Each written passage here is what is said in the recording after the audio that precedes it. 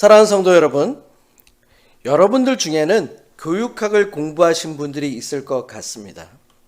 교육학은 교육의 대상에 따라 교육과 관련된 다양한 방법과 이론, 전략 등에 대해서 연구하는 학문 분야입니다. 대부분의 학교에서는 교육학을 공부하였거나 공부하는 분들을 교사로 채용합니다. 특별히 기독교는 학교 교육을 선교의 도구로 사용하였습니다.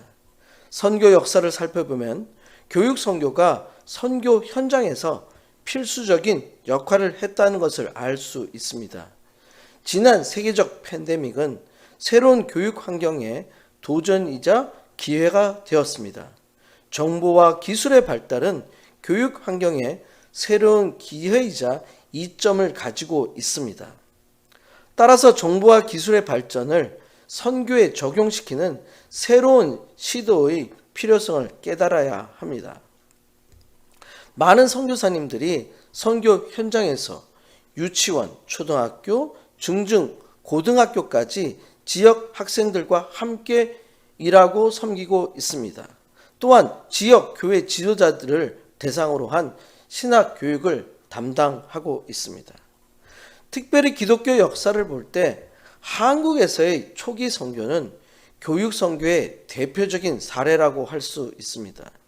이러한 한국에서의 교육 선교는 많은 성과를 가져왔습니다. 한국의 기독교 학교는 한국을 방문한 선교사들이 버림받고 병들고 학습에서 소외된 학생들에게 교육의 기회를 제공하면서 시작되었습니다.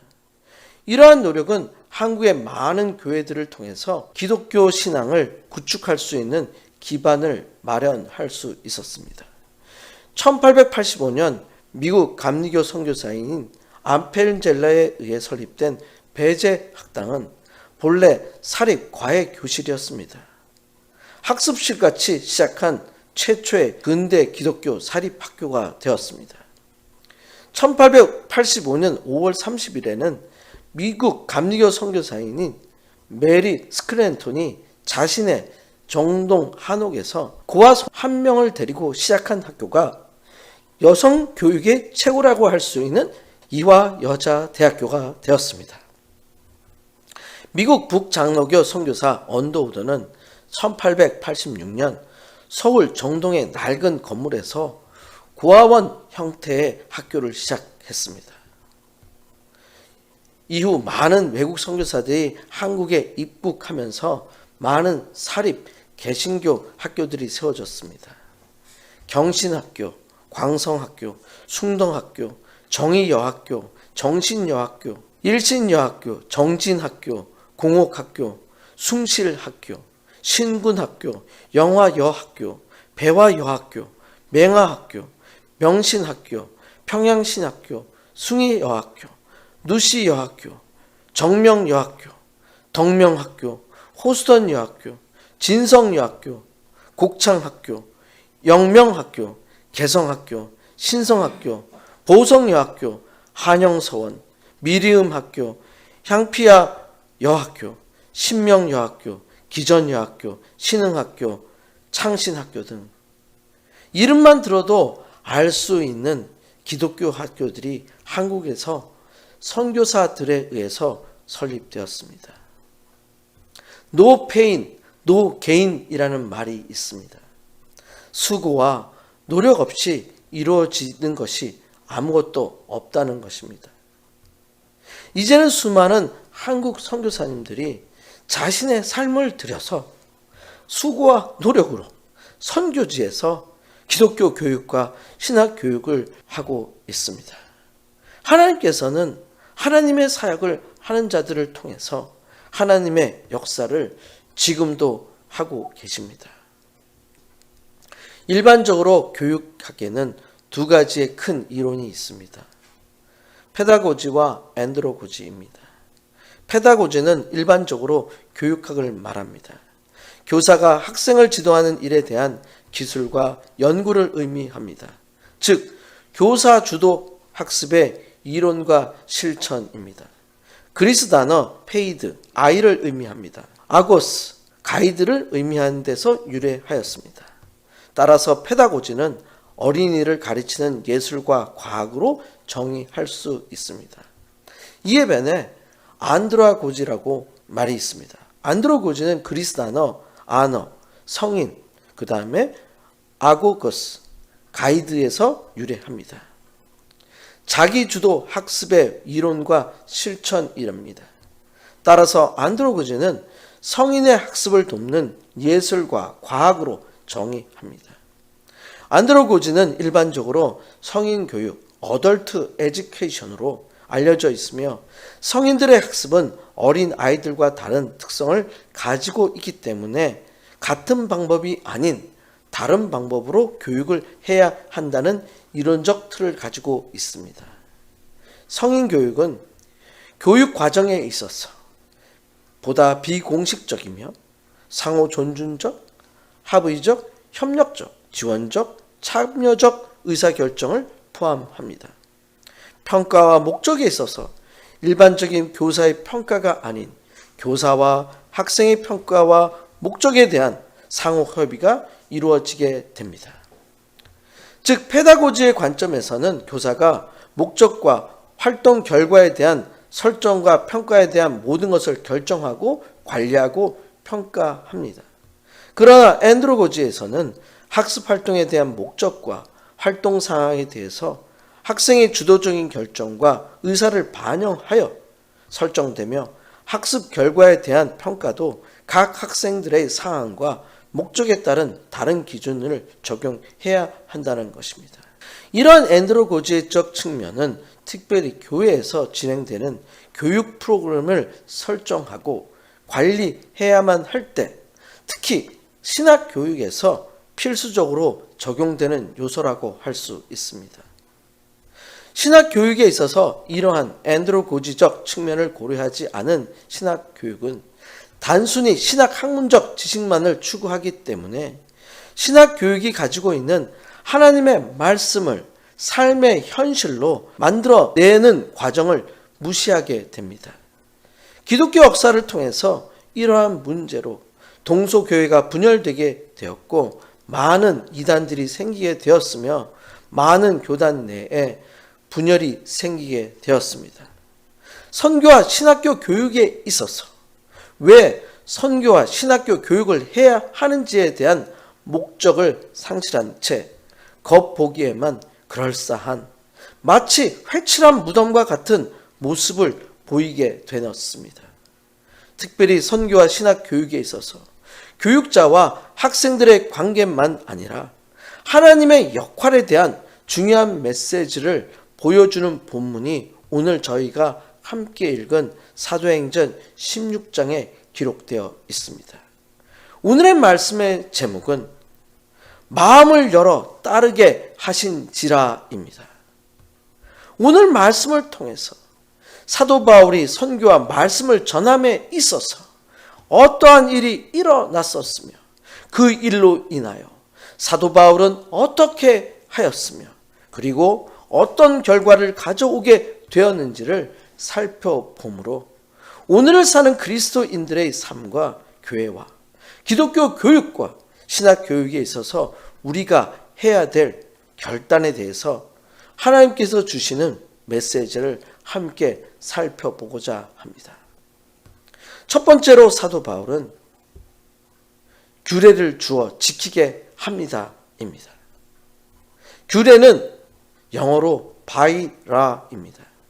규례는 높은 권위가 있는 기관에서 제공하거나 혹은 허락받는 범위 안에서 한 조직 또는 공동체가 스스로가 지키는 규정이라고 할 수 있습니다.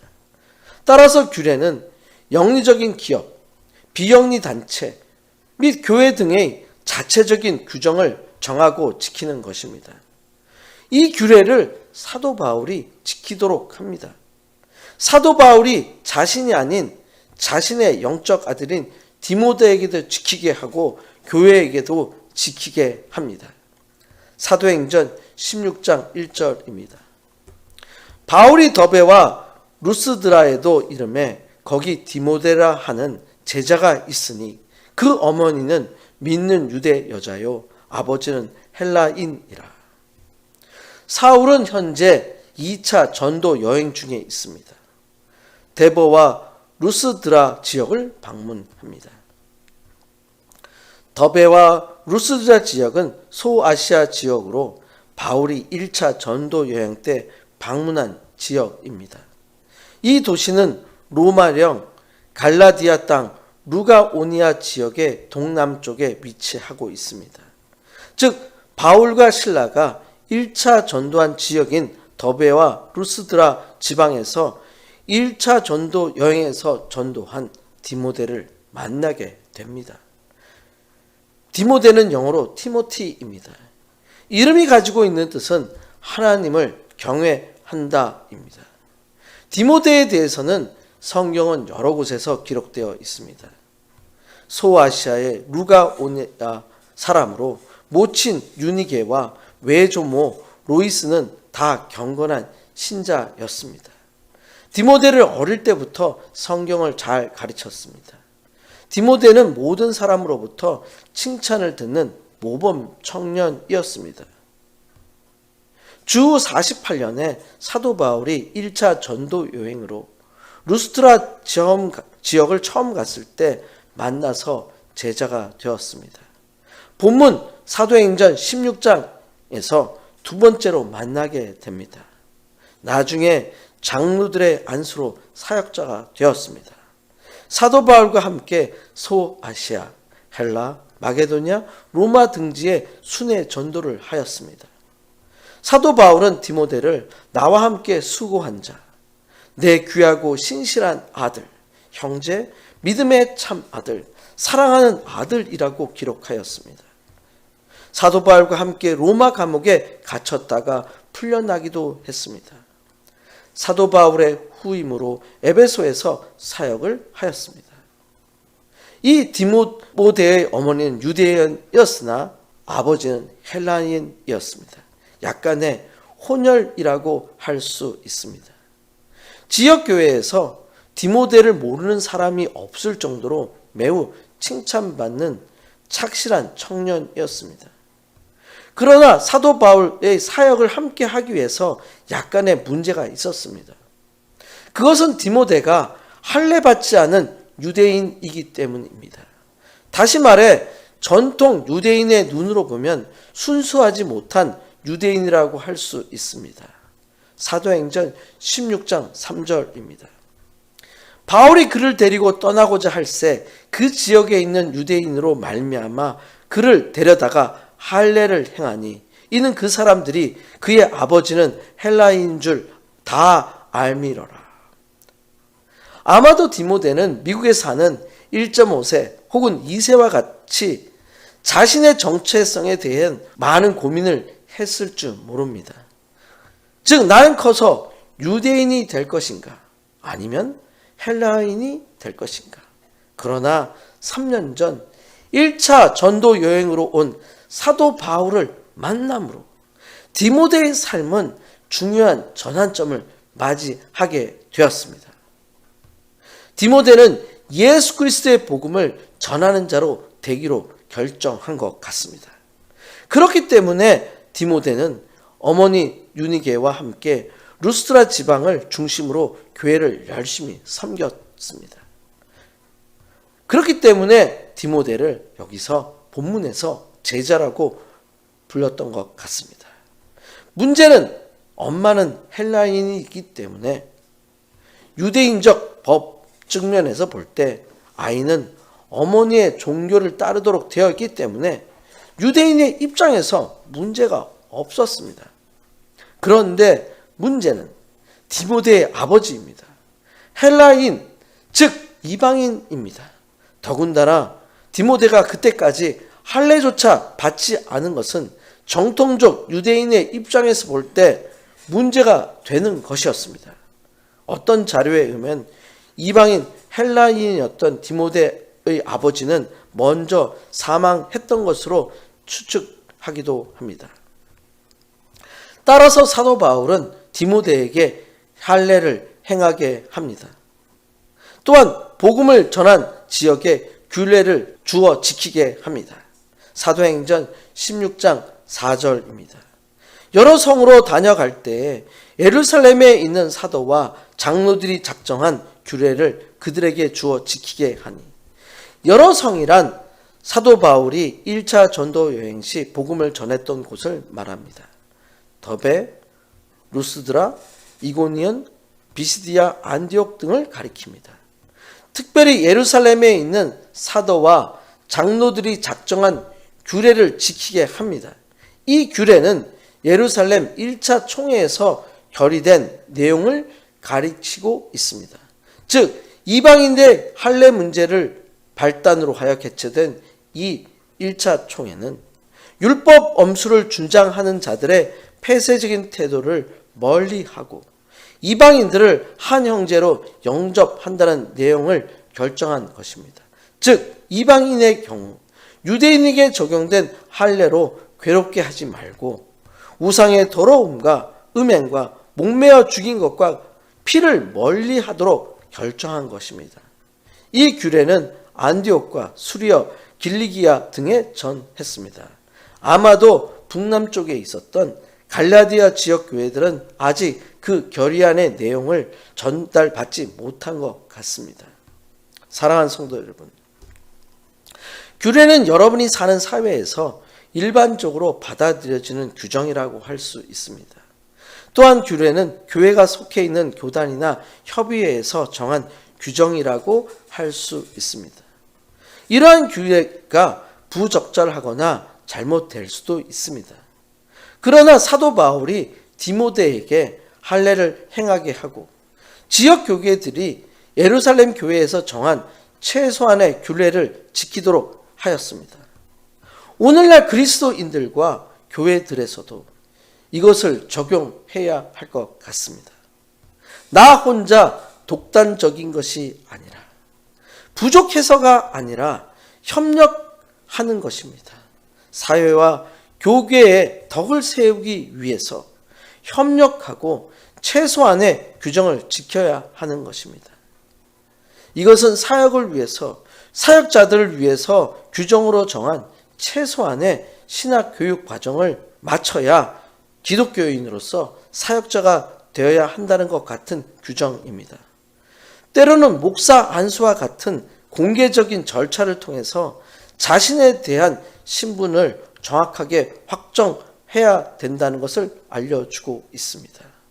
이러한 최소한의 규정도 없이 하고 싶은 대로 성령의 인도하심이라고 해서 규정과 규례를 따르지 않는 모습은 잘못된 모습이라고 할 수 있습니다. 사랑하는 성도님들의 삶에서 사도 바울이 디모데에게 할례를 행하고 지역 교회들이 예루살렘 교회의 규례를 지키게 한 것처럼 여러분의 삶에서도 때로는 자신의 의견과 대립이 되거나 마음에 안 들더라도 사회와 교회의 규례를 존중하며 따르심으로 하나님과 사람 앞에서 존경과 인정을 받으시는 삶이 되시길 간절히 축원드립니다. 두 번째로 사도 바울을 통해서 주시는 메시지는 바울이 환상을 봅니다입니다. 바울의 전도 여행의 결과가 사도행전 16장 5절에 기록되어 있습니다. 이에 여러 교회가 믿음이 더 굳건해지고 수가 날마다 늘어가니라. 사도 바울의 적극적인 전도 여행과 말씀 증거를 통해서 각 지역 교회에서의 사역과 예루살렘 교회가 정한 규례에 대한 지킴으로 인하여 지역 교회가 굳건하게 자라나고 성장했다는 것을 보여주고 있습니다. 즉 유대 그리스도인들과 이방 그리스도인 사이에 있었던 율법의 문제가 효과적으로 해결되자 새로운 이방인들이 교회에 더 많이 들어오게 된 것 같습니다. 그런데 사도 바울의 사역에 큰 변화가 생깁니다. 사도 바울의 계획과는 다른 것 같습니다. 사도 바울이 생각하지도 못한 것 같습니다. 그것은 성령의 인도하심이 아닌 허락하지 않으심입니다. 사도행전 16장 6절에서 성령이 아시아에서 말씀을 전하지 못하게 하셨기 때문에 부르기아와 갈라디아 땅으로 다녀갑니다. 16장 7절에서 소아시아의 북서쪽에 위치하고 있는 무시아 앞에 이르러 비두니아로 가고자 했으나 예수의 영이 허락지 아니하셨다고 기록되어 있습니다. 그래서 8절에서 무시아를 지나 북서쪽에 있는 드로아까지 이르게 됩니다 라고 기록되어 있습니다. 즉 사도 바울이 한 곳에 정착해서 말씀을 전하지 못하고 계속 여행을 한 것 같습니다. 드로아는 에게해 연안에 있는 항구 도시입니다. 소아시아와 마게도니아를 잇는 배가 출항과 입항을 하는 곳입니다. 마게도니아는 그리스 반도의 최북방에 있는 고대 왕국이었습니다. 알렉산드 대왕이 그리스를 비롯하여 인데스강까지 진출하면서 마게도니아는 짧은 기간 동안 고대 근동에서 헬라의 최강대국이었습니다. 이 시기에 그리스 역사에 헬레니즘 시대가 시작되었습니다. 사도행전 16장 9절입니다. 밤의 환상이 바울에게 보이니 마게도냐 사람 하나가 서서 그에게 청하여 이르되 마게도냐로 건너와서 우리를 도우라 하거늘. 밤에 환상이 보입니다. 그런데 우리를 도우라 합니다. 꿈과 환상은 하나님의 계시의 수단입니다. 사도 바울은 많은 꿈과 환상을 경험하였습니다. 때로는 밤에, 때로는 낮에 상관없이 환상을 보았습니다. 이번에는 밤입니다. 아마도 사도 바울이 잠들었을 때 나타난 것 같습니다. 환상은 시각적이고 초자연적인 현상입니다. 바울에게도 환상 가운데서 마게도냐 사람을 봅니다. 사도 바울의 환상을 보고 새로운 사역이 시작됩니다. 사도행전 16장 10절입니다. 바울이 그 환상을 보았을 때 우리가 곧 마게도냐로 떠나기를 힘쓰니 이는 하나님이 저 사람들에게 복음을 전하라고 우리를 부르신 줄 인정함이로라. 사도 바울이 그 환상을 보았을 때 우리가 곧 마게도냐로 떠나기를 힘쓰니라라고 기록되어 있습니다. 특별히 우리라고 기록되어 있습니다. 사도행전에서 우리라고 표현이 처음으로 등장합니다. 우리는 팀이라고 할 수 있습니다. 그 중에서 사도행전을 기록한 누가도 함께 있었다는 것을 짐작할 수 있습니다. 사도 바울 팀은 새로운 지역으로 갑니다. 사도행전 16장 11절과 12절입니다. 우리가 드로아에서 배를 떠나 사모드라게로 직행하여 이튿날 네아폴리로 가고 거기서 빌립보에 이르니 이는 마게도냐 지방의 첫 성이요 또 로마의 식민지라 이 성에서 수일을 유하다가 사도 바울 선교팀은 환상을 통해서 새로운 선교 개척지로 갑니다. 어떤 일이 일어날지 모르는 곳입니다. 순종이라고 하기에는 좀 힘들 수 있습니다. 사모드라게는 소아시아의 드로아와 마케도니아 빌립보 사이에 있는 에게해 북동쪽에 있는 섬이었습니다. 이 섬은 북에게해를 향해 모든 선박들이 거쳐가는 항구로 사도 바울 일행도 여기를 지난 것 같습니다. 사도 바울 팀이 탄 배가 바람을 잘 만나 순조롭게 항해한 것 같습니다. 이튿날 네아폴리에 도착합니다. 네아폴리는 상업 중심지 빌립보의 외항으로 아드리아해와 에게해를 연결하는 로마의 도로 이그나티우스 대로의 동쪽 지역 종착 지점이었습니다. 드디어 빌립보에 이릅니다. 빌립보 지역은 로마의 식민지로 황제에게 직접 배속되어 주정부의 간섭을 받지 않고 이탈리아 도시의 시민들이 누렸던 것과 동일한 권리를 누렸습니다. 이곳은 바다와 육지 양쪽 통로상의 전략적 위치에 있어서 농업과 상업의 중심지가 되었으며 특히 금강과 비옥한 평야로 유명하였습니다. 사랑하는 성도 여러분, 여러분의 삶에서 사도 바울이 본 환상을 보시길 축원드립니다. 환상을 통해서 새로운 사역을 하시길 축원드립니다. 그러면 새로운 사역을 통해 하나님의 임재를 경험하시게 됩니다. 믿으시면 아멘해 보시기를 바랍니다. 아멘. 세 번째로 마게도니아에 도착한 사도 바울의 선교를 통해서 배우게 되는 하나님의 메시지는 주께서 그 마음을 열어 바울의 말을 따르게 하십니다입니다. 사도 바울이 도착한 마게도니아 빌립보, 아무도 알지 못하는 곳, 전도와 선교를 시작해야 하는 사도 바울 팀, 막막하기도 할 것 같습니다. 사도행전 16장 13절입니다.